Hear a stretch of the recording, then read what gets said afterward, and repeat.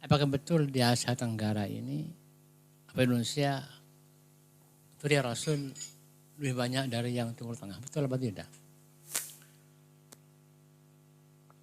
Apakah betul di Asia Tenggara ini ada banyak keturunan Rasulullah yang bahkan katanya lebih banyak daripada di Arab? Wallahu a'lam. Kalau diyakini bahwa Syekh Jubatul Kubra itu adalah keturunan Rasulullah, maka dari keluarga besar Syekh Jubatul Kubra sendiri sudah banyak sekali. Bahkan bisa lebih banyak daripada kelompok yang selama ini memang dikenal sebagai keturunan Rasulullah. Kenapa?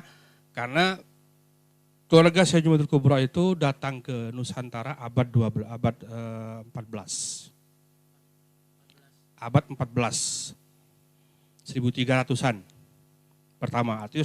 Artinya sudah sekitar 7 abad yang lalu. Pertama. Yang kedua, beliau saja istrinya 4 semuanya anak raja. Istri beliau 4 dan semuanya anak raja. Artinya apa? Artinya beliau sendiri punya banyak anak yang statusnya pangeran kalau laki-laki. Yang namanya pangeran, nggak mungkin juga pangeran istrinya 1.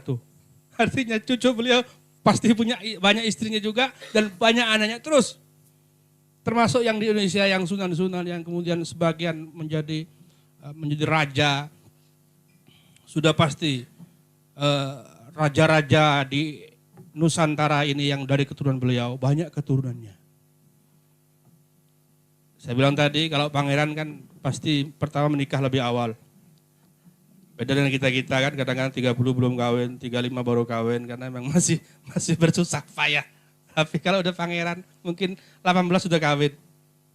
Mungkin di umur 30 istrinya sudah 4. Berarti berapa anaknya? Artinya keluarga Syekh Jubatul Kubra dengan status mereka yang rata-rata bangsawan, raja dan pangeran-pangeran, sudah pasti mereka akan memiliki anak keturunan lebih banyak daripada orang lain. Sehingga pada generasi yang kesekian, mungkin keluarga besar beliau kemudian menjadi yang terbanyak di sebuah daerah. Contoh di Madura misalnya, di Madura. Mungkin 400 tahun lalu, Madura, orang-orang yang punya darah ke Wali Songo tidak banyak. Mungkin hanya 1% misalnya. 300 tahun, 400 tahun yang lalu.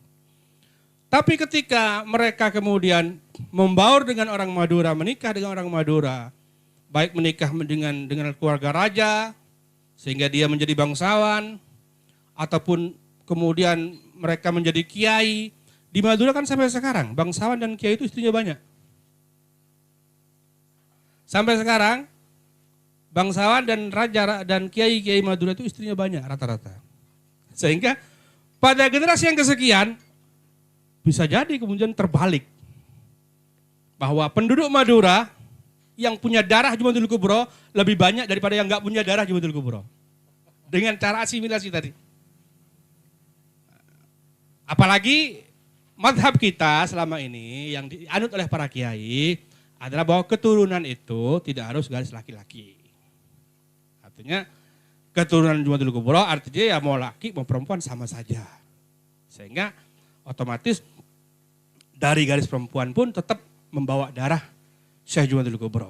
Sehingga saya bilang tadi, sekarang ini sangat mungkin bahwa di Madura, orang Madura lebih banyak yang punya darah Jubatul Kubra daripada yang tidak punya darah Jubatul Kubra. Dengan cara asimilasi tadi, dengan pernikahan tadi.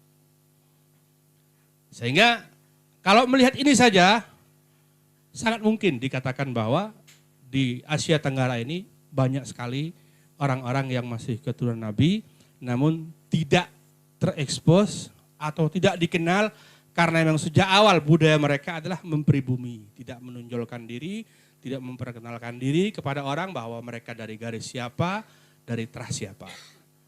Wallahu a'lam bishawab.